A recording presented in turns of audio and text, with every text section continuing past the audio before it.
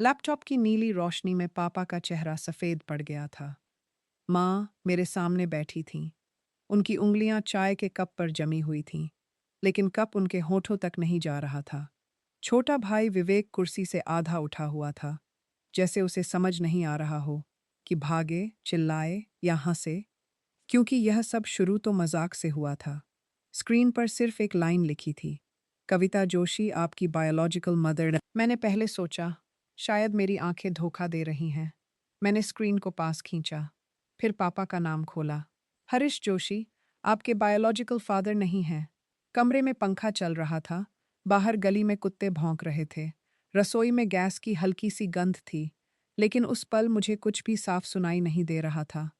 बस दिल की धक-धक कानों में हथौड़े की तरह लग रही थी। मैंने पापा से पूछा, ये क्या है? पापा ने जवाब नहीं दिया। मैंने माँ की तरफ देखा। उनकी आंखों में आंसू थे, लेकिन हैरानी नहीं थी। बस वहीं मेरा दिल डूब गया। क्योंकि कोई माँ अगर पहली बार ऐसा सच सुनती है, तो वह चौंकती है। मेरी माँ चौंकी नहीं थी। वह डर रही थी। मैंने धीमे से कहा, आप दोनों को पहले से पता था। माँ ने कप छोड़ दिया। कप तश्तरी से टकराया और आवाज़ हुई। इतनी छोटी आवाज़ भी उस रात बहुत बड़ी लगी। पापा ने अपना चश्मा उतारा। उनकी आंखें लाल थीं। उन्होंने कहा, मीरा, पहले पूरी बात सुन ले। मैंने हंसने की कोशिश की, पर आवाज़ कड़वी निकली। पूरी बात? मेरी पूरी जिंदगी तो अभी स्क्रीन पर झूठ निकली है पापा। विवेक ने मेरी तरफ देखा। उसकी आंखों में वही डर था जो बचपन में अंधेरे कमरे में जाते वक्त होता था। और तभी स्क्रीन पर एक और नोटिफिकेशन आया, new close DNA relative found. मैंने कांपते हाथ से क्लिक किया। नाम लिखा था, Ira Khan. Estimated relationship, full sibling. मेरी सांस रुक गई। मेरे सामने बैठे माँ पापा मेरे बायोलॉजिकल पेरेंट्स नहीं थे। मेरा भाई शायद मेरा पूरा भाई नहीं था। और कहीं सागर शहर में एक लड़की थी जो डीएनए के हिसाब से मेरी सगी बहन थी। लेकिन असली झटका यह नहीं था।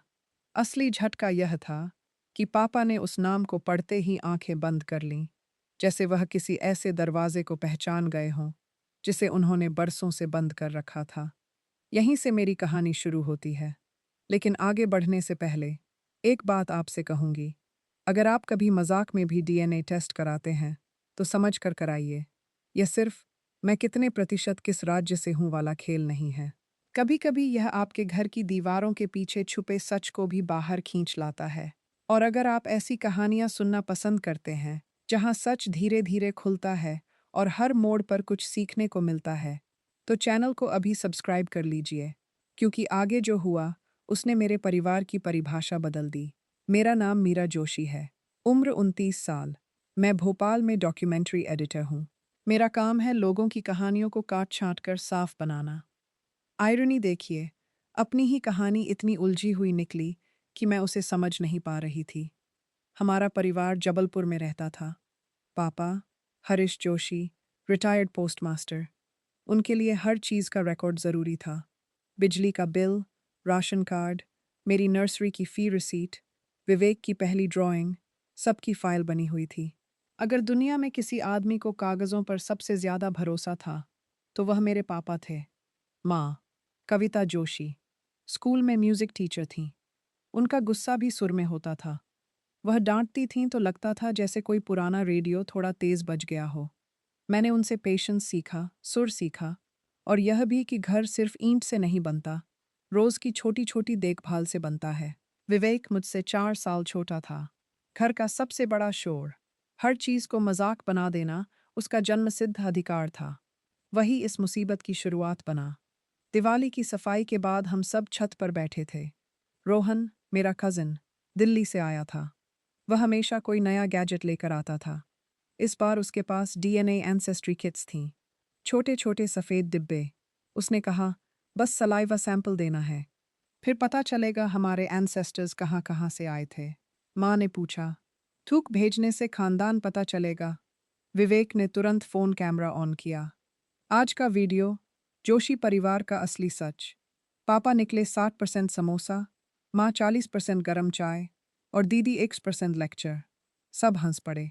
पापा बोले, हमारा खानदान पता करना है तो तेरी नानी से पूछो। वह हर रिश्तेदार की 7 पीढ़ी बता देंगी। पर रोहन ने समझाया कि डीएनए टेस्ट में हमारे शरीर के छोटे छोटे जेनेटिक मार्कर्स देखे जाते हैं। उनसे पता चल सकता है कि हमारे रिश्तेदार कौन हैं, और कभी-कभी दूर के परिवार भी मिल जाते हैं। यह सुनकर पापा की क्यूरियोसिटी बढ़ गई।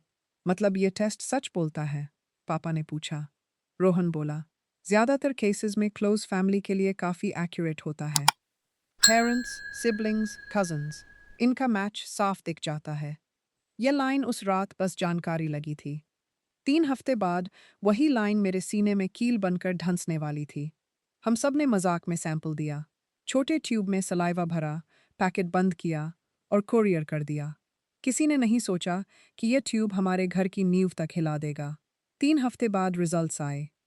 पहले विवेक ने फैमिली ग्रुप में मैसेज किया, ब्रेकिंग न्यूज़, मैं इंसान हूँ। रोहन ने हंसते हुए लिखा, इम्पॉसिबल। मैंने अपने लैपटॉप पर लॉगिन किया। पेज खुला तो कलरफुल मैप दिखा।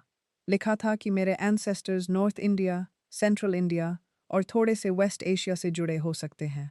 मुझे यह इंटरेस्टिंग लगा, पर लाइफ चेंजिंग नहीं।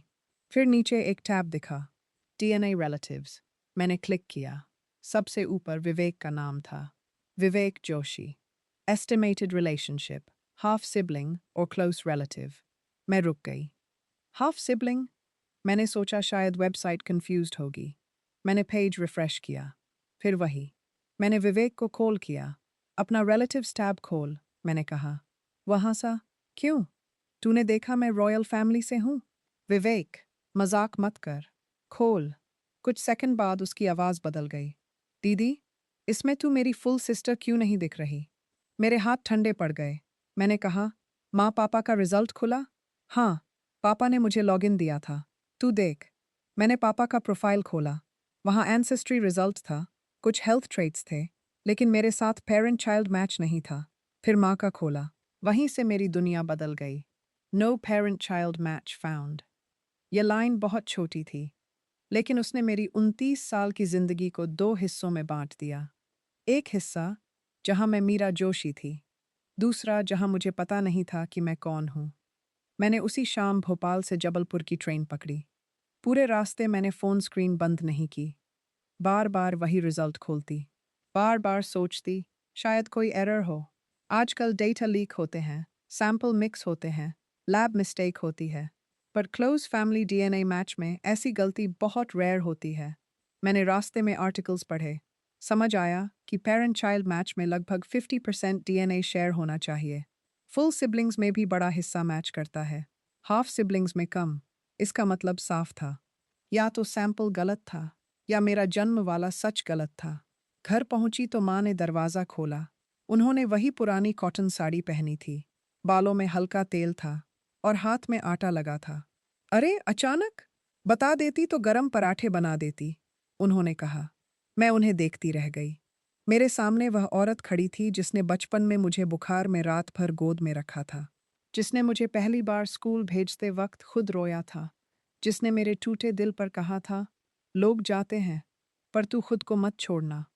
क्या डीएनए की एक रिपोर्ट इन सबको झूठ बना सकती थी? नहीं। लेकिन क्या रिपोर्ट को इग्नोर करके मैं चैन से जी सकती थी? वह भी नहीं। रात का खाना लगा। पापा ने पूछा, इतनी अचानक कैसे आना हुआ? मैंने लैपटॉप डाइनिंग टेबल पर रखा। उसके चेहरे से हंसी गायब थी। मैंने कहा, रिजल्ट्स आ गए हैं। पापा बोले, हाँ, देखा। मेरा तो कुछ समझ नहीं आया। ये परसेंटेज वाली चीज़। मैंने बीच में रोक दिया। परसेंटेज नहीं पापा, रिलेटिव्स। कमरा शांत हो गया। मैंने स्क्रीन उनकी तरफ घुमा दी। पहले माँ ने पढ़ा, फिर पापा ने। पापा की आंखें छोटी हो गईं। उन्होंने स्क्रीन को थोड़ा पास खींचा, जैसे शब्द बदल जाएंगे, पर शब्द वही रहे, no parent child match found. मैंने पूछा, क्या यह गलत है? पापा चुप रहे। माँ ने होंठ खोले, पर आवाज़ नहीं निकली। मैंने दूसरी बार पूछा, माँ, क्या यह गलत है? माँ की आंख से आंसू गिरा।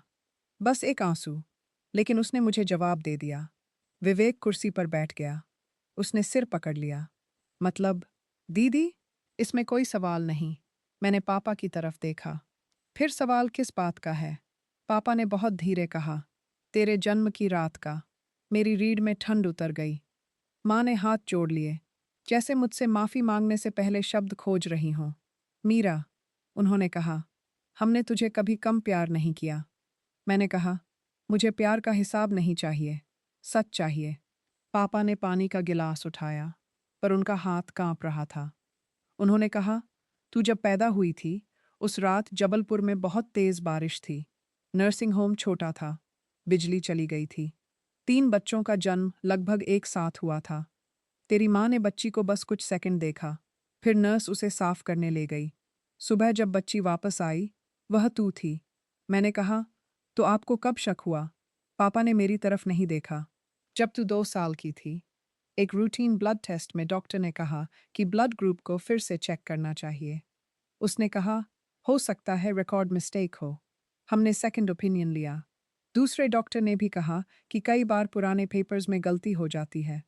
मैंने पूछा, फिर आपने डीएनए टेस्ट क्यों नहीं कराया? पापा की आंखें भर आईं। उस समय ये टेस्ट आम नहीं थे मीरा। और सच कहूं, हमने डर कर सवाल बंद कर दिए। डर कर? मेरी आवाज़ तेज हो गई। किससे डर गए थे? माँ ने कहा, तुझसे दूर होने से। मैं चुप हो गई। माँ आगे बोली, हमें लगता था अगर सच में कोई गलती हुई और हॉस्पिटल ने कहा कि यह बच्ची हमारी नहीं है, तो कोई तुझे हमसे ले जाएगा। हम गरीब नहीं थे, पर पावरफुल भी नहीं थे। हॉस्पिटल वाले बात दबा देते। तू छोटी थी। हम हम कमज़ोर पड़ गए। मैंने कहा, तो आपने सच को बंद कर दिया? पापा ने सिर झुका लिया। हाँ, शायद यही हमारी सबसे बड़ी गलती थी। उस रात मुझे नींद नहीं आई। मैं अपने पुराने कमरे में बैठी रही। दीवार पर मेरी स्कूल डिबेट की फोटो थी। टेबल पर पापा का दिया हुआ फाउंटेन पेन अभी भी पड़ा था। माँ ने मेरी पुरानी कहानी की कॉपीज संभाल कर रखी थी। कमरा कह रहा था, तू यहीं की है। डीएनए कह रहा था, सवाल अभी बाकी है। सुबह मैंने फिर वेबसाइट खोली। इस बार मैं सिर्फ अपने रिजल्ट नहीं देख रही थी। मैं अपने अतीत का दरवाज़ा खोल रही थी। डीएनए रिलेटिव्स में कई दूर के नाम थे। कुछ थर्ड कज़न, कुछ फोर्थ कज़न। फिर एक नाम चमका, Aira Khan. Estimated relationship, full sibling. मैंने प्रोफाइल खोला। Age 29। Location Sagar, Madhya Pradesh. Occupation community health worker. मैंने उसकी प्रोफाइल फोटो देखी। साधारण सी तस्वीर थी। एक लड़की लाइट ब्लू कुर्ता में खड़ी थी। उसके पीछे गांव का हेल्थ कैंप दिख रहा था। चेहरे पर थकान थी, पर आंखों में अजीब मजबूती। मैं उसे देखती रह गई। विवेक पीछे से आया। कौन है? फिर धीमे से बोला, दीदी, वह तुम्हारी जैसी नहीं लगती। मैंने कहा, शायद मैं उसकी जैसी लगती हूँ। माँ दरवाजे पर खड़ी थीं। उन्होंने नाम पढ़ा, ईरा खान। उनका चेहरा फिर से बदल गया। मैंने पूछा, आप इस नाम को जानती हैं? माँ ने तुरंत कहा, नहीं, लेकिन पापा, जो हमेशा सच बोलने पर गर्व करते थे, इस बार झूठ छुपा नहीं पाए। पर उस रात एक और परिवार था, खान परिवार। फरीदा नाम की महिला। मुझे इतना याद है। कमरे में हवा भारी हो गई। मेरे मन में एक खतरनाक सवाल उठा। अगर ईरा मेरी फुल सिबलिंग है और मैं जोशी परिवार में पली, तो क्या जोशी परिवार की असली बेटी ईरा थी? क्या मैं किसी और की बेटी बनकर बड़ी हुई? और क्या वह किसी और के घर में मेरी जगह जीती रही? मैंने ईरा को मैसेज लिखा, नमस्ते, मेरा नाम मीरा जोशी है। हमारे डीएनए रिजल्ट्स में हम फुल सिबलिंग्स दिख रहे हैं। मुझे लगता है हमारे जन्म से जुड़ा कोई बड़ा सच छुपा है। क्या आप बात कर सकती हैं? मैंने सेंड दबाया। 1 मिनट, 10 मिनट, 1 घंटा। कोई जवाब नहीं। लेकिन रात को 11:47 पर फ़ोन वाइब्रेट हुआ। इरा का मैसेज था। मैंने भी रिजल्ट देखा है। मेरी अम्मी आज पहली बार मेरे जन्म की रात के बारे में रोई हैं। क्या तुम्हारा जन्म भी उसी बारिश वाली रात हुआ था? मेरे हाथ कांपने लगे। मैंने रिप्लाई किया, हाँ। कुछ देर बाद उसका दूसरा मैसेज आया। तो शायद हम दोनों के परिवारों ने आधा सच छुपाया है। और अगले मैसेज ने मेरी सांस रोक दी। मेरी अम्मी कह रही हैं, उस रात सिर्फ 2 बच्चियां नहीं थीं, तीसरी बच्ची भी थी, और वह सुबह तक नर्सिंग होम से गायब हो गई थी। तीसरी बच्ची। उस रात सिर्फ 2 बच्चियां नहीं थीं। इरा का मैसेज पढ़ते ही मेरे कमरे की दीवारें जैसे पास आने लगीं। मैंने फ़ोन पापा की तरफ बढ़ाया। उन्होंने मैसेज पढ़ा, फिर बहुत देर तक कुछ नहीं बोले। माँ ने सिर्फ इतना पूछा, तीसरी? विवेक ने बेचैनी से कहा, मतलब क्या? कोई बच्चा गायब हो गया था? पापा ने उसे डांटने जैसा देखा, पर खुद उनके पास भी जवाब नहीं था। मैंने तुरंत ईरा को कॉल किया। फ़ोन 2 बार बजा, फिर किसी ने उठाया। दूसरी तरफ कुछ सेकंड तक सिर्फ सांसों की आवाज़ थी। मीरा? उसने पूछा। हाँ, तुमने लिखा तीसरी बच्ची भी थी? तुम्हारी अम्मी को कैसे पता? ईरा की आवाज़ धीमी थी। अम्मी कहती हैं, उन्हें पूरा याद नहीं। डिलीवरी के बाद वो कमज़ोर थीं। लेकिन सुबह जब नर्स कमरे में आई थी, तो उसने किसी और औरत से कहा था, उसकी बच्ची ट्रांसफ़र हो गई।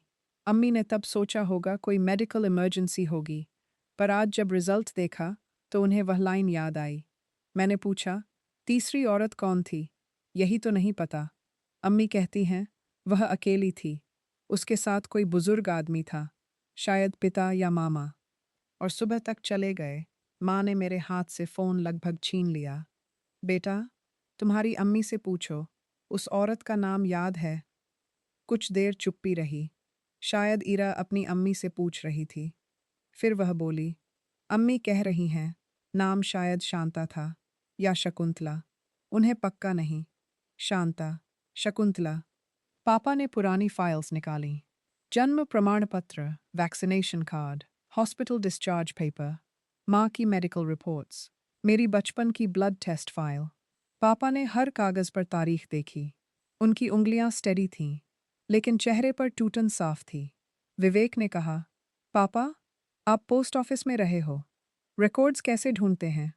पापा ने कागज़ से नज़र नहीं हटाई। रिकॉर्ड कभी एक जगह नहीं मिलता।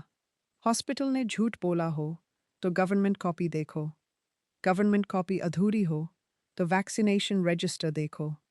वहाँ भी ना मिले, तो old staff, local newspaper, death birth office, सब जगह धागा ढूंढना पड़ता है। मैंने पहली बार महसूस किया कि सच खोजने का काम फिल्म जैसा नहीं होता। इसमें कोई बैकग्राउंड म्यूजिक नहीं होता। बस धूल, फोम, वेटिंग रूम और लोगों का एक ही जवाब, इतने पुराने रिकॉर्ड कहाँ मिलेंगे? अगली सुबह पापा ने फैसला किया, हम पहले सागर चलेंगे। ईरा और उसके परिवार से मिलकर फैक्ट्स मिलाते हैं। फिर नर्सिंग होम। माँ ने पूछा, मीरा, तू तैयार है? मैंने कहा, नहीं, पर रुक भी नहीं सकती। सागर तक का रास्ता लंबा नहीं था, लेकिन उस दिन हर मोड़ भारी लग रहा था। कार में कोई गाना नहीं बजा। विवेक ने भी फोन नहीं निकाला। माँ बार बार अपनी साड़ी का पल्लू मोड़ती और खोलती। पापा रोड पर ध्यान दे रहे थे, पर मैं जानती थी उनका मन कहीं और था। दोपहर तक हम इरा के घर पहुंचे। छोटा सा घर, बाहर नीले रंग का दरवाज़ा, दरवाजे के पास तुलसी का गमला और ऊपर दीवार पर छोटा सा चांद सितारा बना हुआ था। यह घर किसी धर्म की पहचान से ज्यादा किसी मेहनतकश परिवार की सांस जैसा लग रहा था। दरवाज़ा इरा ने खोला। वह प्रोफाइल फोटो से ज्यादा थकी हुई लग रही थी। आंखों के नीचे हल्के गड्ढे थे, पर नज़र सीधी थी। उसने मुझे देखा। मैं उसे देखती रही। हम जुड़वा जैसी नहीं दिखती थी। न चेहरा पूरा मिलता था, न चाल। लेकिन कुछ था। भौहों का मोड़, बोलने से पहले होंठ दबाने की आदत, आंखों में सवाल रोक कर रखने का तरीका। वह बोली, मीरा? फिर हम दोनों ने हाथ मिलाने की कोशिश की, पर पता नहीं किस भाव ने धक्का दिया। हम गले लग गईं। वह गले लगना अजीब था, जैसे किसी अजनबी में अपना हिस्सा मिल गया हो। अंदर फरीदा अम्मी बैठी थीं, पतली सी, सफ़ेद दुपट्टा सिर पर, आंखें रोने से सूजी हुईं। उनके पास रघुवीर खान बैठे थे। उनका नाम खान था, लेकिन वह जन्म से हिंदू थे। यह बात बाद में पता चली। उन्होंने फरीदा अम्मी से शादी के बाद दोनों घरों की परंपराएं रखीं। इरा ने हंसकर कहा था, हमारे घर में ईद पर सेवैयां बनती हैं और दिवाली पर दिए भी जलते हैं। इसलिए मोहल्ले वाले हमें कंफ्यूज फैमिली कहते हैं। माँ अंदर आईं। फरीदा अम्मी उठीं। दोनों औरतें कुछ पल एक दूसरे को देखती रहीं। क्या कहती? आपने मेरी बेटी पाली? या मेरी बेटी आपके घर में बड़ी हुई? या हम दोनों से गलती नहीं हुई, फिर भी हम दोनों को सज़ा मिली? आखिर माँ ने कहा, नमस्ते। फरीदा अम्मी ने जवाब दिया, आइए। इतना छोटा शब्द भी उस दिन पुल जैसा था। हम सब बैठे। चाय आई, पर किसी ने ठीक से पी नहीं। पापा ने अपनी डायरी खोली। ईरा ने भी एक नोटबुक निकाली। उसने हेल्थ वर्कर की आदत से पॉइंट्स लिख रखे थे। Date, time, hospital name, mother name, witnesses, doubts. मैंने उसे देखा। तुमने सब लिख लिया? इरा बोली।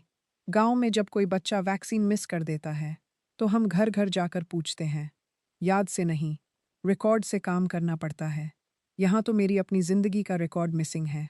ये बात सीधी थी, लेकिन उसमें दर्द था। फरीदा अम्मी ने बताया, मेरा डिलीवरी शाम के बाद हुआ था। बाहर बहुत बारिश थी। मेरे साथ सिर्फ रघुवीर थे। बिजली गई तो नर्स ने लैंटर्न जलाया। बच्ची को मैंने थोड़ा सा देखा था। बाल काले थे। फिर नर्स ले गई। माँ ने धीरे से कहा, मेरे साथ भी यही हुआ। पापा ने पूछा, सुबह बच्ची लौटाते समय कोई टैग था? फरीदा अम्मी ने आंखें बंद कर याद किया। कलाई में सफ़ेद पट्टी थी। उस पर कुछ ब्लू इंक से लिखा था, शायद के। पापा ने तुरंत मेरी फाइल से एक पुरानी फ़ोटो निकाली। मैं न्यू बॉर्न थी।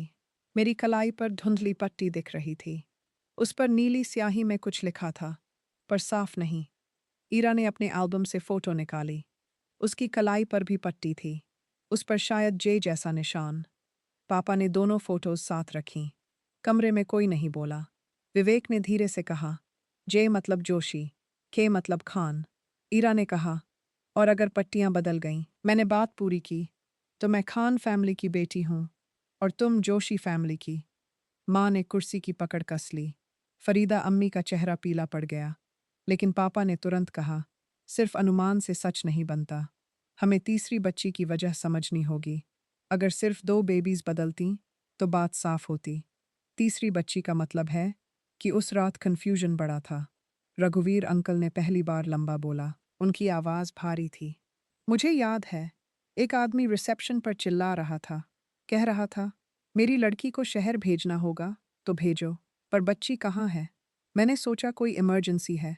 उस समय मैं भी डर में था। फरीदा की हालत खराब थी। मैं दूसरे के दुख को ध्यान से नहीं सुन पाया। पापा ने पूछा, उस आदमी की उम्र?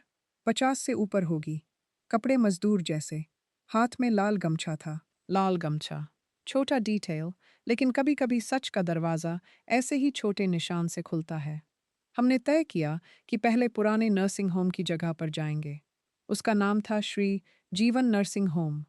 अब वहाँ एक पेंट और हार्डवेयर की दुकान थी। बाहर बड़े बड़े बोर्ड लगे थे, सीमेंट, पाइप, पेंट, टाइल्स। कोई सोच भी नहीं सकता था कि कभी इसी जगह बच्चों की पहली चीखें गूंजी होंगी। दुकानदार को पुराने हॉस्पिटल के बारे में बहुत कम पता था। उसने कहा, मालिक ने बिल्डिंग 10 साल पहले खरीदी थी।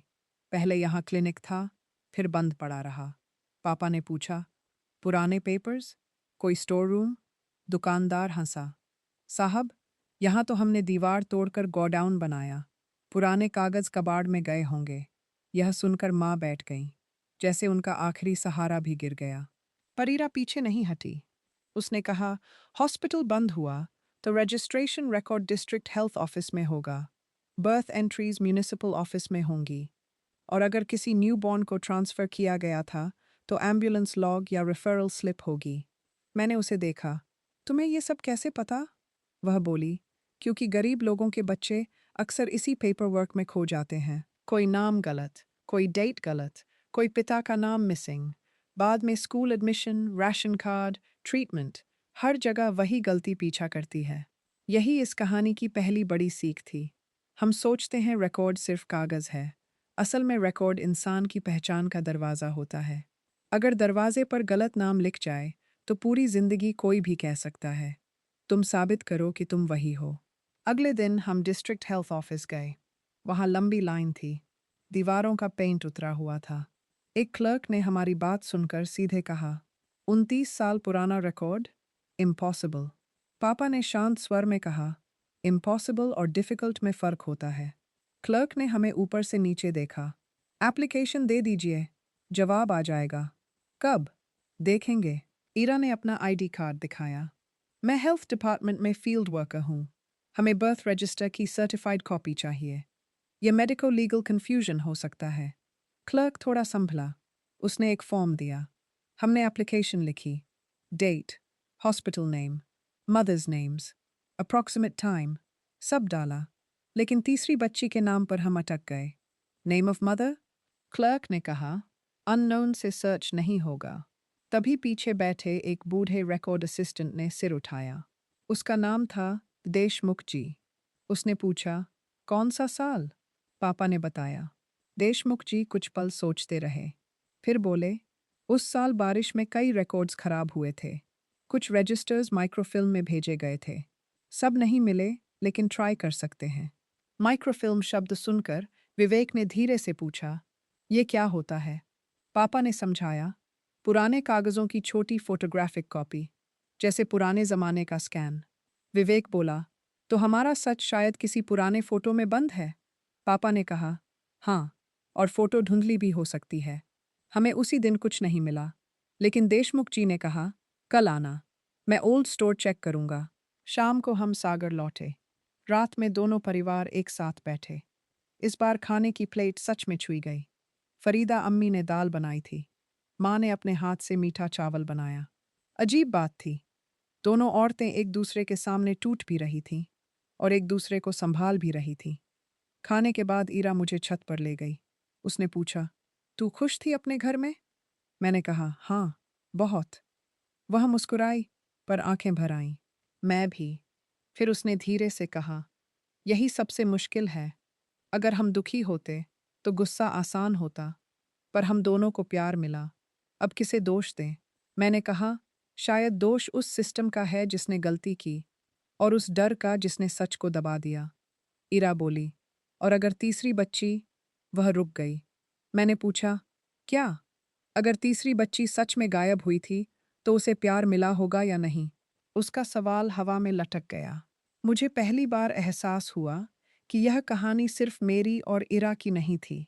कहीं एक तीसरी लड़की भी हो सकती थी, जिसकी पहचान शायद किसी रजिस्टर की गंदी लाइन में दब गई थी। अगले दिन हम फिर हेल्थ ऑफिस पहुंचे। देशमुख जी हमें पीछे पुराने रिकॉर्ड रूम में ले गए। कमरे में धूल थी, लोहे की अलमारियां थीं, और हवा में पुराने कागज की गंध थी। उन्होंने एक मोटा रजिस्टर निकाला, फिर एक माइक्रोफिल्म रीडर जैसी पुरानी मशीन चालू की। स्क्रीन पर धुंधले अक्षर उभरे। तारीख वही, हॉस्पिटल वही। पहली entry, baby of Kavita Joshi, female. दूसरी entry, baby of Farida Khan, female. तीसरी एंट्री देखकर देशमुख जी की भौहें सिकुड़ गईं। Baby of Shantabai, female. Address के आगे लिखा था ग्राम पथरिया। फादर स्लैश गार्डियन के आगे लिखा था भोला प्रसाद। रिमार्क कॉलम में नीली स्याही से लिखा था referred to city civil hospital. मैंने जल्दी से पूछा, तो बच्ची हॉस्पिटल भेजी गई थी? देशमुख जी ने स्क्रीन जूम की। अक्षर बहुत धुंधले थे। उन्होंने कहा, यहाँ कुछ काटा गया है। पापा आगे झुके। रिमार्क में रिफर्ड के नीचे हल्का सा दूसरा शब्द दिख रहा था, जैसे पहले कुछ और लिखा था, फिर ऊपर से स्याही फेर दी गई हो। देशमुख जी ने लाइट एडजस्ट की। शब्द साफ हुआ, डेड। माँ ने मुंह पर हाथ रख लिया। फरीदा अम्मी ने कुर्सी पकड़ ली। मैंने पूछा, इसका मतलब? देशमुख जी ने गंभीर होकर कहा, मतलब पहले रिकॉर्ड में बच्ची को डेड लिखा गया था, फिर काटकर रेफर्ड लिखा गया। ये नॉर्मल करेक्शन नहीं है। यहाँ सिग्नेचर नहीं है। पापा की आवाज़ सख्त हो गई। किसने बदला होगा? देशमुख जी बोले, जो भी हॉस्पिटल से फाइनल रिपोर्ट भेज रहा था। इरा ने तुरंत पूछा, सिटी सिविल हॉस्पिटल में उस डेट का एडमिशन रिकॉर्ड मिल सकता है? देशमुख जी ने कहा, अगर बच्ची सच में भेजी गई थी तो मिलना चाहिए। अगर नहीं भेजी गई थी तो। उन्होंने बात अधूरी छोड़ दी। लेकिन हम सब समझ गए, या तो बच्ची मरी थी और रिकॉर्ड बदला गया, या बच्ची जिंदा थी और उसे कहीं और भेजा गया, या सबसे डरावनी बात, किसी ने जानबूझकर उसकी पहचान मिटाई। हम उसी दिन सिटी सिविल हॉस्पिटल गए। वहाँ रिकॉर्ड रूम बड़ा था, पर सिस्टम और भी धीमा। एक यंग ऑफिसर, नैना तिवारी, ने हमारी बात सुनी। पहले उसने कहा कि नियोनेटल रिकॉर्ड्स इतने पुराने मिलना मुश्किल है। लेकिन जब ईरा ने डीएनए रिपोर्ट्स, रजिस्टर कॉपी और करेक्शन दिखाया, तो उसका चेहरा गंभीर हो गया। नैना ने कहा, मैं प्रॉमिस नहीं कर सकती, पर यह मामला सिर्फ फैमिली कन्फ्यूजन नहीं लग रहा। यहाँ रिकॉर्ड टैंपरिंग भी हो सकती है। उसने पुराने एडमिशन लॉग्स मंगवाए। हमने 3 घंटे इंतजार किया। पापा ने एक शब्द नहीं बोला। माँ ने माला के मन के घुमाए। विवेक ने पहली बार बिना मजाक किए सबके लिए पानी लाया। शाम के करीब नैना वापस आई। उसके हाथ में एक पतली फाइल थी। उस डेट को शांताबाई नाम की मदर से कोई न्यूबॉर्न एडमिट नहीं हुआ, उसने कहा। मेरे पेट में डर का खाली गड्ढा बन गया। लेकिन, नैना ने आगे कहा, उसी रात एक अननेम्ड फीमेल इन्फेंट एडमिट हुई थी, brought by private nursing home staff, condition stable, discharged after 2 days। Ira ने पूछा, किसके साथ डिस्चार्ज हुई? नैना ने फाइल खोली। यहाँ गार्डियन का नाम लिखा है, लता। पापा ने तुरंत पूछा, लता कौन? नैना ने पेज पलटा। डिजिग्नेशन में लिखा है, स्टाफ नर्स, श्री जीवन नर्सिंग होम। कमरे में खामोशी जम गई। माँ ने फुसफुसाकर कहा, नर्स बच्ची को अपने नाम पर क्यों ले गई? नैना ने फाइल से एक पुराना फोल्डेड पेपर निकाला। डिस्चार्ज के साथ एक नोट लगा है, शायद बाद में अटैच किया गया। उसने पेपर खोला। लिखा था, child handed over as per instruction of doctor S.K. Mathur. पापा की आंखें कठोर हो गईं। डॉक्टर माथर, उन्होंने कहा। रघुवीर अंकल ने धीमे से कहा, वही मालिक? इरा ने फाइल की फोटो ली। उसकी उंगलियां कांप रही थीं। मैंने पूछा, उस अननेम्ड बच्ची का बाद में क्या हुआ? नैना ने कहा, फाइल में आगे कुछ नहीं है, लेकिन डिस्चार्ज एड्रेस में एक जगह लिखी है। उसने पेपर मेरी तरफ घुमाया। एड्रेस पढ़ते ही मेरी सांस अटक गई। बाल आश्रय गृह, बर्गी रोड, जबलपुर। विवेक ने डरते हुए पूछा, मतलब बच्ची ऑर्फनेज भेजी गई? कोई जवाब नहीं दे पाया। हम बाहर निकले तो शाम हो चुकी थी। हॉस्पिटल की इमारत के पीछे सूरज डूब रहा था। लोग आते जाते रहे, किसी के हाथ में बच्चा, किसी के चेहरे पर उम्मीद, किसी पर डर। और मैं सोच रही थी, एक न्यूबॉर्न बच्ची, जिसे शायद उसकी माँ ने खोया समझ लिया, उसे किसी ने ऑर्फनेज भेज दिया। क्यों? किस अधिकार से? और अगर वह बच्ची ऑर्फनेज गई थी, तो वह अब कहाँ थी? उस रात हम जबलपुर लौटे। पापा ने बाल आश्रय गृह का पुराना एड्रेस खोजा। जगह अब बदल चुकी थी। पुराने ऑर्फनेज की बिल्डिंग अब एक प्राइवेट स्कूल बन गई थी, लेकिन उसकी फाइल्स शायद women and child welfare office में ट्रांसफर्ड हुई थी। सुबह हम वहां पहुंचे। एक महिला अधिकारी ने बहुत झिझक के बाद पुराना अडॉप्शन रजिस्टर निकलवाया। उसने साफ कहा, बिना प्रॉपर लीगल रिक्वेस्ट हम पर्सनल डिटेल्स नहीं दे सकते। पापा ने फोल्डेड हैंड से कहा, हमें किसी की जिंदगी में तूफान नहीं लाना। बस यह जानना है कि वह बच्ची जिंदा है या नहीं। अधिकारी ने सिंपैथी से हमारी तरफ देखा। शायद उसने हमारी आंखों में वह थकान देख ली थी जो झूठ बोलते हुए नहीं आती। उसने रजिस्टर खोला, तारीखें देखीं, फिर एक एंट्री पर उसकी उंगली रुक गई। Unnamed female infant, received from city civil hospital, later named Tara. Tara, मेरे मुंह से निकला, तारा। अधिकारी ने आगे पढ़ा, अडॉप्टिव पेरेंट्स, कॉन्फिडेंशियल। पापा ने पूछा, क्या कोई करंट ट्रेस है? अधिकारी ने कहा, अडॉप्शन रिकॉर्ड्स सील्ड होते हैं, पर अगर एडल्ट अडॉप्टी ने कंसेंट रजिस्ट्री में अपना नाम डाला हो, तो कांटेक्ट संभव है। इरा ने जल्दी से पूछा, क्या डाला है? अधिकारी ने कंप्यूटर में कुछ सर्च किया। उसका चेहरा अचानक बदल गया। एक नोट है, उसने कहा। लगभग 5 साल पहले किसी ने बर्थ ओरिजिन इंफॉर्मेशन रिक्वेस्ट की थी। मेरा दिल तेज हो गया। किसने? अधिकारी ने स्क्रीन देखा, फिर हमें देखा। नाम है तारा नहीं, उसने अपना नया नाम लिखा है। क्या नाम? मैंने पूछा। अधिकारी ने धीरे से कहा, डॉक्टर नंदिता सेन। माँ ने पूछा, वह कहाँ है? अधिकारी ने कहा, करंट एड्रेस में नहीं दे सकती, लेकिन प्रोफेशन लिखा है, जेनेटिक काउंसलर। विवेक ने मेरी तरफ देखा। जेनेटिक काउंसलर मतलब DNA और फैमिली केसेस समझाने वाली डॉक्टर? मैंने सिर हिलाया। यह संयोग नहीं लग रहा था। तभी अधिकारी ने एक और लाइन पढ़ी। रिक्वेस्ट नोट में लिखा है, applicant believes she was separated from birth family due to hospital record irregularity. मतलब तीसरी बच्ची भी हमें खोज रही थी, या शायद हमसे पहले सच तक पहुंच चुकी थी। हम ऑफिस से बाहर निकले ही थे कि मेरे फोन पर एक अननोन नंबर से कॉल आया। मैंने उठाया। दूसरी तरफ एक शांत महिला आवाज थी। क्या मैं मीरा जोशी से बात कर रही हूँ? मैंने कहा, जी, कौन? उसने कहा, मेरा नाम नंदिता सेन है। मुझे लगता है आप लोग आज मेरे बारे में पूछ रहे थे। ईरा ने मेरी तरफ देखा। नंदिता की आवाज़ फिर आई। अगर आप सच जानना चाहती हैं, तो आज रात अकेले मत आइएगा, क्योंकि यह सिर्फ बच्चे बदलने की कहानी नहीं है। उस रात एक बच्ची बदली गई थी, एक बच्ची छुपाई गई थी, और एक माँ को जानबूझकर झूठ बताया गया था। नंदिता सेन की आवाज़ बहुत शांत थी, इतनी शांत कि डर और बढ़ गया। कभी कभी सामने वाला चिल्लाए, तो आप समझ जाते हैं कि मामला बड़ा है। लेकिन जब कोई बहुत बड़े सच को बहुत धीमी आवाज में कहे, तब शरीर के अंदर कहीं गहरी ठंड उतर जाती है। मैंने फोन को कान से थोड़ा दूर किया और ईरा की तरफ देखा। वह मेरी आंखों में जवाब खोज रही थी, जैसे मैं जानती हूं कि आगे क्या करना है। मैं नहीं जानती थी।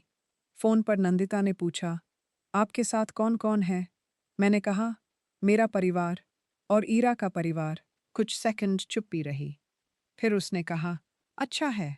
सच अकेले सुनना आसान नहीं होता। मैंने पूछा, आप हमें कहाँ मिलना चाहती हैं? पुराने बर्गी रोड वाले बाल आश्रय गृह की बिल्डिंग के पीछे एक छोटा कम्युनिटी लाइब्रेरी है। शाम 7 बजे वहाँ आइए। वहाँ भीड़ नहीं होगी। और हाँ, जो भी रिकॉर्ड्स आपके पास हैं, ले आइए। नंदिता ने हल्का सा सांस छोड़ा, क्योंकि मैं 5 साल से उस रात को खोज रही हूँ। और आज पहली बार उस रात के 2 नाम सामने आए हैं, कविता जोशी और फरीदा खान। कॉल कट गया। उसके बाद कोई तुरंत नहीं बोला। विवेक ने धीरे से कहा, दीदी, यह सब बहुत बड़ा हो रहा है। मैंने कहा, हाँ। पापा ने मेरी तरफ देखा। हम सब साथ चलेंगे। मैंने पूछा, अगर वह सच बहुत बुरा हुआ तो? पापा ने जवाब देने से पहले माँ की आंखें सूजी हुई थीं, पर उनमें अब डर से ज्यादा फैसला था। माँ ने कहा, झूठ ने हमें 29 साल तक थकाया है। अब सच चाहे जैसा हो, उसे पूरा सुनेंगे। शाम को हम लाइब्रेरी पहुंचे। छोटी सी इमारत थी। बाहर पीली ट्यूबलाइट जल रही थी। दीवार पर बच्चों की ड्राइंग्स लगी थी। घर, सूरज, पेड़ और रंगों से भरी दुनिया। अजीब लगा। जिस जगह एक बच्ची की पहचान खोई थी, उसी जगह बच्चे सपनों वाली पिक्चर्स बना रहे थे। दरवाजे के पास एक औरत खड़ी थी। वह लंबी थी, बाल पीछे बंधे हुए, आंखों पर पतला चश्मा और हाथ में एक ब्राउन फाइल। उसके चेहरे पर डॉक्टरों वाली ठंडक नहीं थी। वहाँ थकान भी थी और करुणा भी। मीरा? उसने पूछा। मैंने सिर हिलाया। ईरा? ईरा आगे आई। फिर हल्की सी मुस्कुराई। तो सच में तुम दोनों मिल गईं। वह हमें अंदर ले गई। लाइब्रेरी के अंदर लकड़ी की पुरानी मेज थी। बच्चों की किताबें, कुछ हेल्थ अवेयरनेस पोस्टर्स और कोने में एक पानी का घड़ा। हम सब मेज के चारों तरफ बैठ गए। नंदिता ने अपनी फाइल खोली। मुझे पहले अपना हिस्सा बताना होगा, उसने कहा, ताकि आप समझें कि मैं इस मामले में क्यों हूँ। बाल आश्रय गृह में उसे यही नाम दिया गया था। 9 महीने की उम्र में उसे सेन परिवार ने अडॉप्ट किया। उसके अडॉप्टिव पेरेंट्स अच्छे लोग थे, पढ़े लिखे, शांत और सच्चे। उन्होंने उससे अडॉप्शन कभी नहीं छुपाया। बचपन से वह जानती थी कि वह उनके दिल की बेटी है, शरीर की नहीं। लेकिन, नंदिता बोली, जब मैं मेडिकल जेनेटिक्स पढ़ रही थी, तब मुझे रिकॉर्ड्स की ताकत समझ आई। डीएनए सिर्फ परिवार नहीं बताता, वह मेडिकल हिस्ट्री भी बताता है। कौन सी बीमारी फैमिली में चलती है, किस रिस्क पर ध्यान देना चाहिए, कौन सी दवा शरीर पर अलग असर कर सकती है। कई बातें फैमिली हिस्ट्री से जुड़ी होती हैं। वह रुकी। फिर बोली, मुझे अपने बर्थ रिकॉर्ड्स चाहिए थे, बस इतना जानने के लिए कि मैं कहाँ से आई हूँ। पर जब मैंने फाइल मांगी, तो उसमें 3 अलग-अलग बातें लिखी थीं। उसने पहला कागज मेज पर रखा। एक जगह लिखा था, unnamed infant, referred from private nursing home। दूसरा कागज। दूसरी जगह लिखा था, मदर डाइड आफ्टर डिलीवरी, जो झूठ था, क्योंकि कोई प्रूफ नहीं था। तीसरा कागज।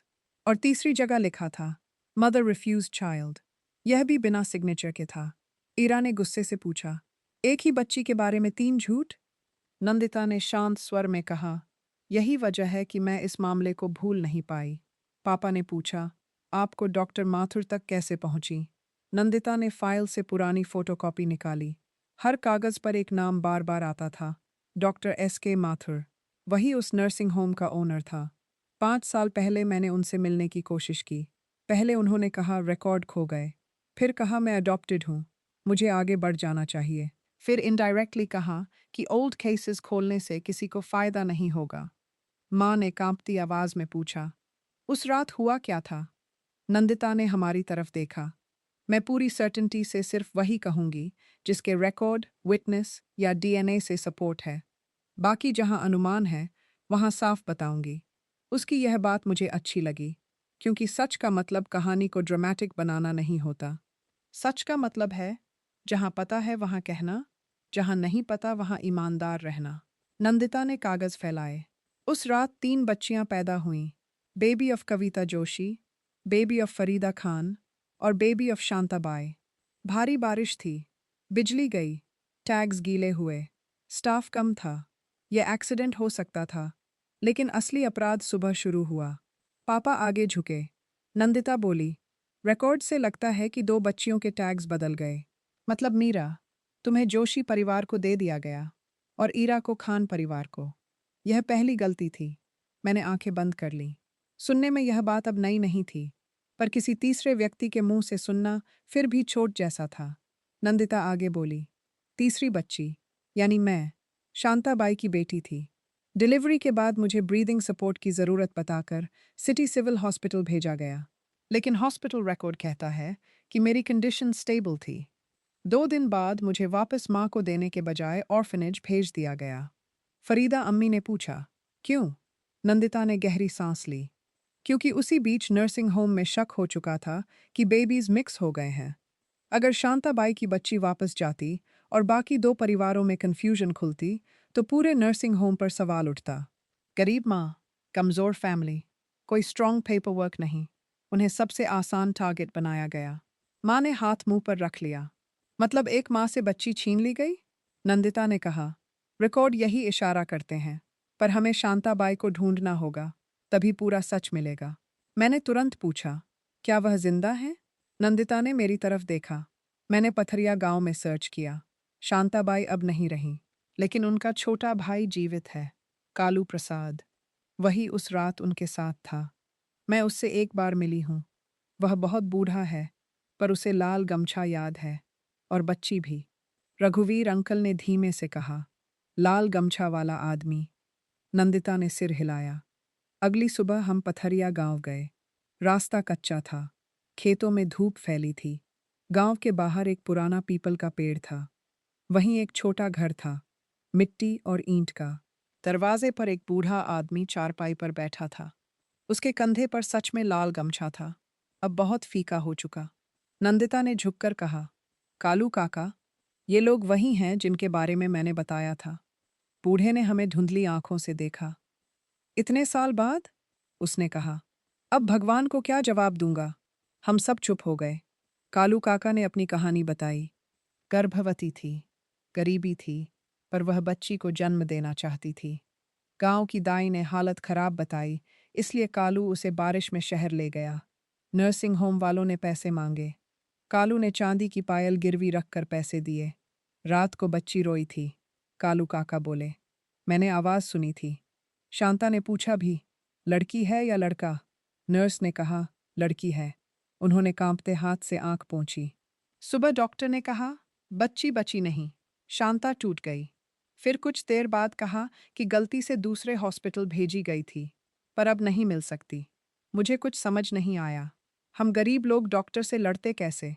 शांता महीनों तक कहती रही, मेरी बच्ची जिंदा है। गांव वालों ने कहा, दुख में पागल हो गई है। नंदिता ने धीरे से पूछा, काका, क्या शांताबाई ने कभी बच्ची छोड़ने का कागज साइन किया था? काका, उसने कहा, मेरी बहन भूखी रह लेती, पर बच्ची नहीं छोड़ती। नंदिता की आंखें भर आईं, पर उसने खुद को संभाला। काका, उसने कहा, मैं शायद शांताबाई की बेटी हूँ। बूढ़े ने उसे देखा, बहुत देर तक देखा।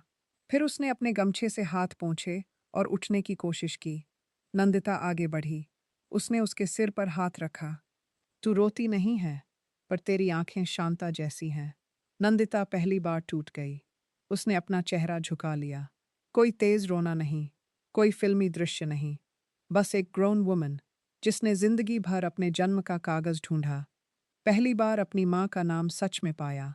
उस दिन हमें पूरा न्याय तो नहीं मिला, पर सच की रीढ़ मिल गई।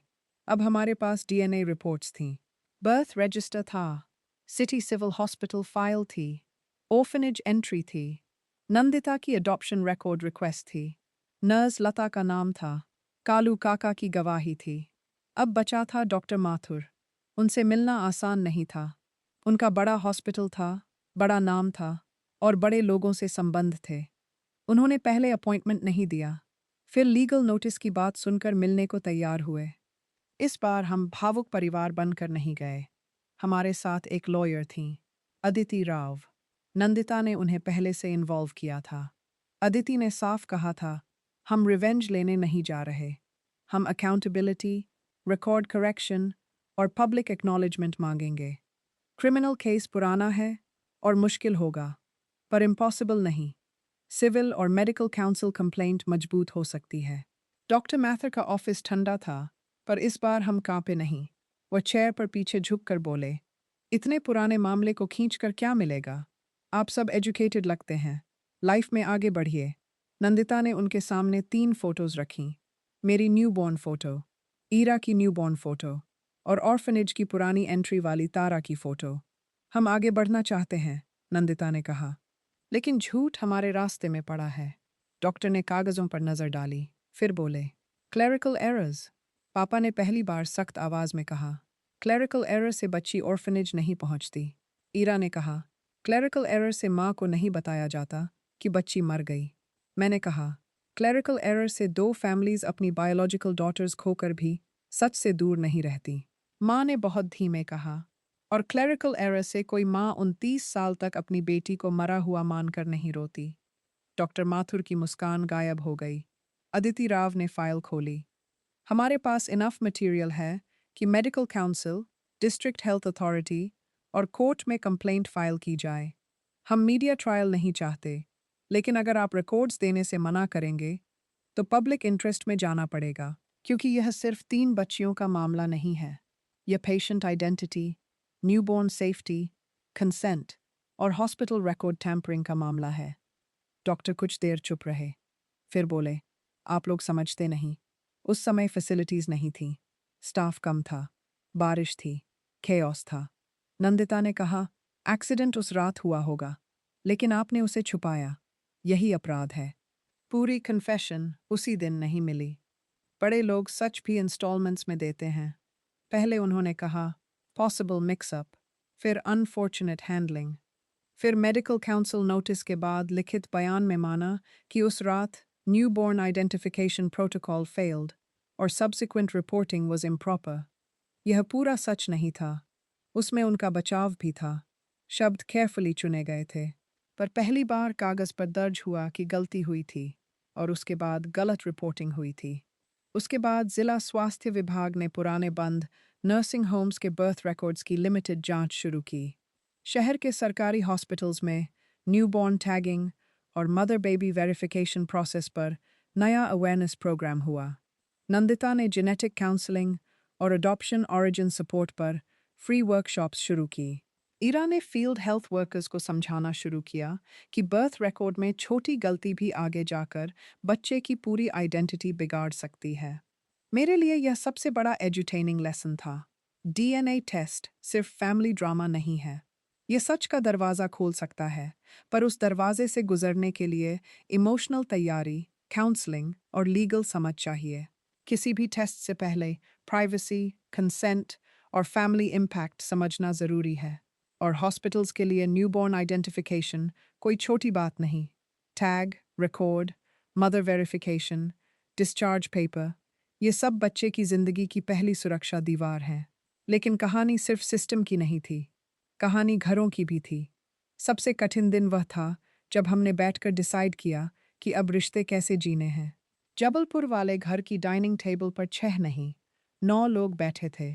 मैं, इरा, नंदिता, माँ, पापा, विवेक, फरीदा अम्मी, रघुवीर अंकल और कालू काका। अद्भुत बात यह थी कि कोई भी ठीक से नहीं जानता था किसे क्या कहे। नंदिता ने शांत आवाज में कहा, मैं अपनी अडॉप्टिव पेरेंट्स को नहीं छोड़ सकती। उन्होंने मुझे पाला, पढ़ाया, सच बताया। वे मेरे माँ पापा हैं। लेकिन मैं शांताबाई को अपनी जन्म माँ मानना चाहती हूँ और कालू काका से रिश्ता रखना चाहती हूँ। कालू काका ने कहा, मुझे कुछ नहीं चाहिए, बस कभी कभी बता देना कि तू ठीक है। इरा ने माँ की तरफ देखा। मैं आपको माँ कहूँ तो अम्मी को दुख होगा। फरीदा अम्मी ने तुरंत उसका हाथ पकड़ लिया। बेटी, माँ कहने से माँ कम नहीं होती, प्यार बांटने से घटता नहीं। माँ रो पड़ी। उन्होंने ईरा को गले लगा लिया। मैंने फरीदा अम्मी की तरफ देखा। शब्द गले में अटक रहे थे। मैं रुक गई। फरीदा अम्मी ने मेरी प्लेट में चावल रखा और कहा, पहले खा ले। रिश्ते खाली पेट तय नहीं होते। सब हंस पड़े। इतने दिनों में पहली बार घर में हल्की हंसी गूंजी। पापा ने विवेक से कहा, फैमिली ट्री बनाना था ना? विवेक ने कागज उठाया और एक पेड़ बनाया। फिर वह रुक गया। ये ट्री नहीं बनेगा, उसने कहा। ये तो पूरा जंगल है। रघुवीर अंकल बोले, जंगल बुरा नहीं होता, उसमें रास्ते ज्यादा होते हैं। उस दिन हमने कोई बड़ा भाषण नहीं दिया, कोई ड्रामेटिक फैसला नहीं किया, बस छोटे रूल्स बनाए। किसी को अपनी परवरिश छोड़नी नहीं, किसी को अपने बायोलॉजिकल सच से भागना नहीं, किसी को गिल्ट में जीना नहीं, और किसी बच्चे की पहचान से जुड़े पेपर को कभी हल्के में नहीं लेना। कुछ महीने बाद हमने शांताबाई के गांव में एक छोटी सी मीटिंग रखी। वहां कोई बड़ा मंच नहीं था, बस पीपल के पेड़ के नीचे लोग बैठे थे। नंदिता ने अपनी जन्म माँ के नाम पर एक छोटा हेल्थ रिकॉर्ड अवेयरनेस कैंप शुरू किया। शांता पहचान सहायता शिविर। गांव की औरतें अपने बच्चों के बर्थ सर्टिफिकेट्स लेकर आईं। किसी के नाम में स्पेलिंग गलती थी, किसी की डेट गलत थी, किसी के फादर नेम में मिस्टेक। नंदिता, इरा और मैं बैठकर उन्हें समझाते रहे कि ये छोटी बातें नहीं हैं। स्कूल एडमिशन से लेकर हॉस्पिटल ट्रीटमेंट तक पहचान के कागज बच्चे की सुरक्षा हैं। माँ ने बच्चों को गाना सिखाया, पापा ने फॉर्म्स भरने में मदद की, रघुवीर अंकल ने पुराने रेडियो से अनाउंसमेंट चलाया, फरीदा अम्मी ने चाय बनाई, विवेक ने इस बार रील नहीं बनाई। उसने कैमरा नीचे रखा और कहा, कुछ कहानियां व्यूज से पहले रिस्पेक्ट मांगती हैं। मुझे उस पर गर्व हुआ। 1 साल बाद जब मैंने अपनी डॉक्यूमेंट्री पूरी की तो उसका नाम रखा। 3 पट्टियां, कलाई की वही 3 न्यूबॉर्न टैग्स, जे, के और एक बिना नाम की पट्टी। डॉक्यूमेंट्री में हमने किसी को विलन बनाकर आसान संतोष नहीं दिया। हमने दिखाया कि गलती कैसे होती है, डर कैसे उसे छुपाता है, पावर कैसे कमजोर की आवाज दबाती है, और सच कैसे तब वापस आता है जब लोग मिलकर कहते हैं, अब बस। आखिरी सीन में मैंने पापा से पूछा, अगर उस रात डीएनए टेस्ट मजाक में ना होता तो क्या हम कभी सच जान पाते? फिर बोले, शायद नहीं। पर बेटा, टेस्ट ने दरवाज़ा खोला। अंदर जाने की हिम्मत तुम लोगों ने की। मैंने माँ से पूछा, क्या आपको डर है कि सच जानने के बाद मैं दूर हो जाऊंगी? माँ ने मेरी तरफ देखा, वही आंखें जिनमें बचपन से मुझे घर मिलता था। पहले डर था, उन्होंने कहा, अब समझ आया। जिस बच्चे को प्यार से पाला हो, उसे सच छीन नहीं सकता, झूठ छीन सकता है। मैंने फरीदा अम्मी से पूछा, आपको क्या मिला? उन्होंने कहा, एक खोई बेटी मिली और एक नई बेटी भी। इरा ने कहा, मुझे पता चला कि आइडेंटिटी एक कमरे का नाम नहीं, यह पूरा घर है जिसमें कई दरवाजे हो सकते हैं। नंदिता ने कहा, मुझे माँ की गोद नहीं मिली, लेकिन माँ का सच मिला, और कभी-कभी सच भी विरासत होता है। आज 2 साल हो चुके हैं। मैं अब भी मीरा जोशी हूँ। पापा अब भी मुझे टैक्स फाइल भरने से पहले 3 बार समझाते हैं। माँ अब भी मेरी आवाज़ सुनकर पूछ लेती हैं, तू ठीक नहीं है ना? विवेक अब भी मजाक करता है, पर अब वह हर जोक से पहले सोचता है कि सामने वाले के दिल पर क्या असर होगा। मैं फरीदा अम्मी को अम्मी कहती हूँ, पर माँ को माँ कहना बंद नहीं किया। इरा कविता माँ को माँ कहती है, पर फरीदा अम्मी के हाथ की रोटी अभी भी उसके लिए घर है। नंदिता अपने अडॉप्टिव पेरेंट्स के साथ रहती है, पर हर साल शांताबाई की बरसी पर पथरिया जाती है। कालू काका उसे देखकर कहते हैं, मेरी शांता की तारा आ गई। और डॉक्टर माथुर, उनका नाम अब भी शहर में लोग जानते हैं, पर अब उसके साथ एक सवाल भी जुड़ता है। उनका हॉस्पिटल पहले जैसा चमकता है, पर मेडिकल काउंसिल की वार्निंग, सिविल सेटलमेंट और पब्लिक रिकॉर्ड करेक्शन ने उनकी चमक पर वह दाग छोड़ दिया है जो हमें याद दिलाता है, पोजीशन बड़ी हो सकती है, पर सच उससे बड़ा होता है। हमने करोड़ों का मुआवजा नहीं जीता, किसी को ड्रामेटिक तरीके से जेल जाते नहीं देखा। जिंदगी हमेशा फिल्म जैसा न्याय नहीं देती, लेकिन हमने 3 चीजें जीती। पहली, सच। तीसरी, एक ऐसा परिवार जो खून से कम और ईमानदारी से ज्यादा बना। कभी कभी लोग पूछते हैं, डीएनए टेस्ट ने तुम्हारी जिंदगी खराब कर दी? मैं कहती हूँ नहीं, डीएनए टेस्ट ने झूठ खराब किया। जिंदगी तो उसके बाद शुरू हुई, क्योंकि उस रिपोर्ट ने मुझे माँ पापा से दूर नहीं किया, उसने मुझे उनसे सच में मिलाया। पहले हमारा रिश्ता यादों पर था, अब यादों के साथ सच भी है। उस रात जब हमने मजाक में सलाइवा ट्यूब में भरा था, हमें लगा था कि हम अपने एंसेस्टर्स खोज रहे हैं। हमें क्या पता था कि हम 3 बेटियों की खोई हुई पहचान, 2 माँओं का दबा हुआ डर, एक गरीब औरत का छीना हुआ सच और एक पूरे सिस्टम की गलती खोलने जा रहे हैं। अब जब भी मैं अपनी कहानी सुनाती हूँ, तो अंत में यही कहती हूँ, डीएनए बता सकता है कि आपके शरीर में किसका खून है। रिकॉर्ड बता सकता है कि कागज़ पर आपका नाम क्या है। लेकिन परिवार? परिवार वह है, जो सच सामने आने के बाद भी आपकी कुर्सी खाली नहीं छोड़ता। उस दिन डाइनिंग टेबल पर एक एक्स्ट्रा कप रखा गया था। पहले वह इरा के लिए था, फिर नंदिता के लिए, फिर कालू काका के लिए। और धीरे धीरे हमें समझ आया, घर छोटा नहीं था, हमारी सोच छोटी थी। सच ने दरवाज़ा तोड़ा नहीं, सच ने दरवाज़ा खोल दिया।